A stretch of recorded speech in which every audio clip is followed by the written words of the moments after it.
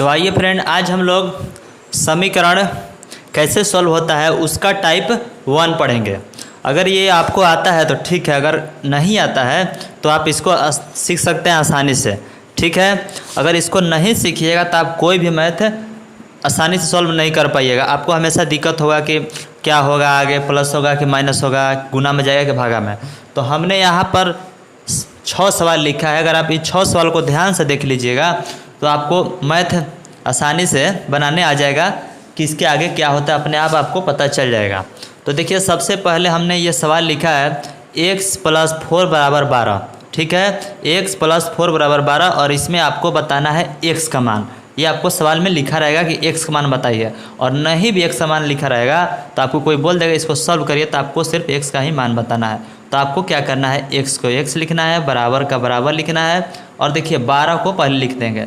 अब उसके बाद में ये जो x के साथ में +4 है इसको यहाँ से हटा देना है। क्यों? क्योंकि सिर्फ हमको x का मान चाहिए, तो x का मान चाहिए तो इसको सबसे पहले यहाँ से हटाना है। तो देखिए प्लस में है तो इधर आपको इधर भेजिएगा, इसको ट्रांसफ़र कीजिएगा तो आ जाएगा माइनस में। ठीक है, अब इसके बाद क्या करिए, आप 12 में से 4 को घटा लीजिए तो आपको आ जाएगा 8। ठीक है, तो ये हो गया इस तरह से इसका आंसर। अगर मान लीजिए सवाल माइनस में रहे तो आपको वही काम करना है, x = 8 लिखना है, और देखिए उसके बाद ये जो माइनस के 4 है अब इसको आप इधर भेजना है तो ये हो जाएगा प्लस में, तो x = 12।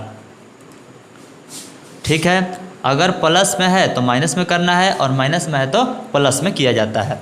अब यहाँ पर देखिए, यहाँ पर ना तो प्लस है, देखिए यहाँ पर तो प्लस है लेकिन यहाँ पर आपका गुना रहता है, आपको याद होना चाहिए।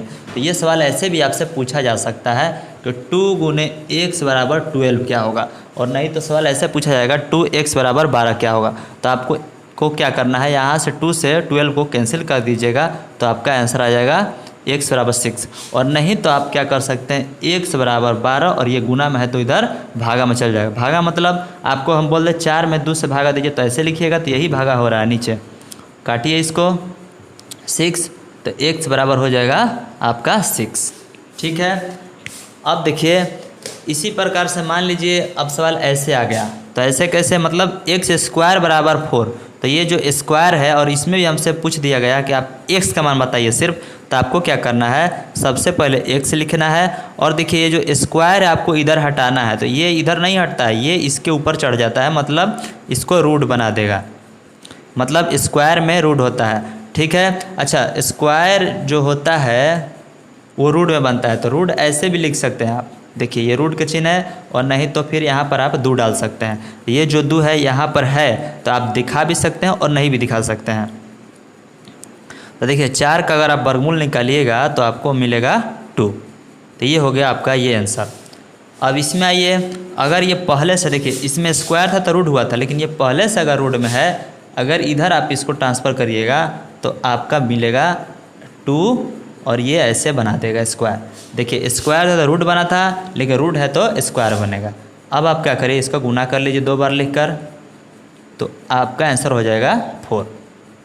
ठीक है, अब मान लीजिए सवाल ऐसे आ गया है तो आपको क्या करना है, सबसे पहले इस माइनस को हटाना है। तो माइनस हटाने के लिए 1 ऊपर कर देना है और x नीचे हो जाता है, और इधर हो जाएगा 4। अब इसके बाद क्या करना है, देखिए इसमें आंसर है, मतलब ऊपर नीचे 2 सवाल, लेकिन इसमें अकेला है तो आपको नीचे 1 डालना ही पड़ेगा। इसके बाद इसका गुना इससे कर लीजिए और इसका गुना इससे कर लीजिए। हमेशा यही काम करना है, जब भी आपको इस तरह सवाल दिखे तो ऐसे ही करना है। ठीक है, अब इसके बाद में अगर इसको x का मान बताना है तो x लिखिए, 1 में 1 से गुना करिए 1, और देखिए गुना में है तो इधर भागा में आंसर हो जाएगा।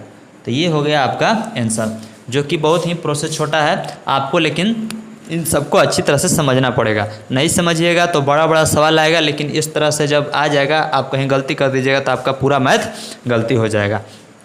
तो चलिए हम इसी जो आपको सिखाएं अभी ये सवाल, इसी सवाल के आधार पर हम आपको कुछ और प्रश्न देते हैं, आप उसको अपने से सॉल्व करके हमको बता दीजिएगा क्या आंसर हुआ।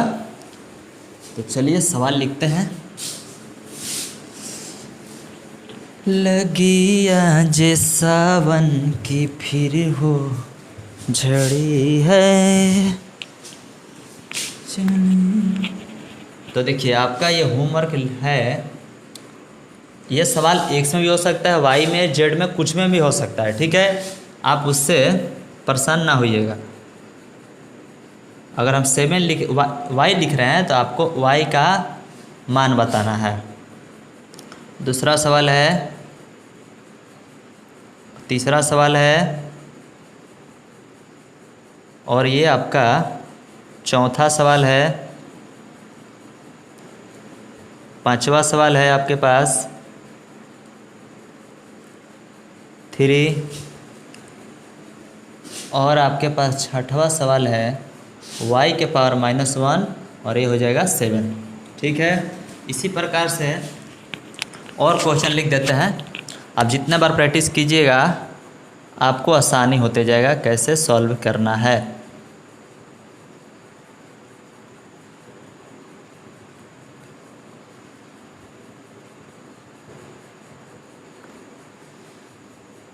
लगी आज सावन कि फिर वो झड़ी है। y² बराबर, तो कुछ भी लिख सकते हैं तो, लेकिन अभी आपके लिए आसान ही लिखते हैं। जब आप बनाने लगिएगा तो आप खुद ही बना लीजिएगा कि क्या हो रहा है और करना क्या है।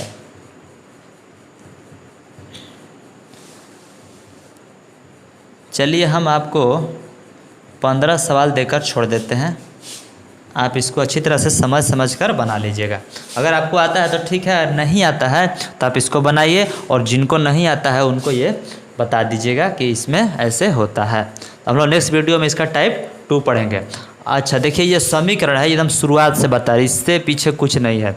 इससे पीछे थोड़ा सा अलजबरा होता है जिसमें प्लस माइनस होता है, तो हमने अलजबरा का भी एक वीडियो बनाया है जिसमें सब टाइप है, आप प्ले लिस्ट में जाकर देख सकते हैं। तो वहाँ से कुछ देखकर इसमें कुछ समझकर आप किसी भी मैथ को सॉल्व कर सकते हैं।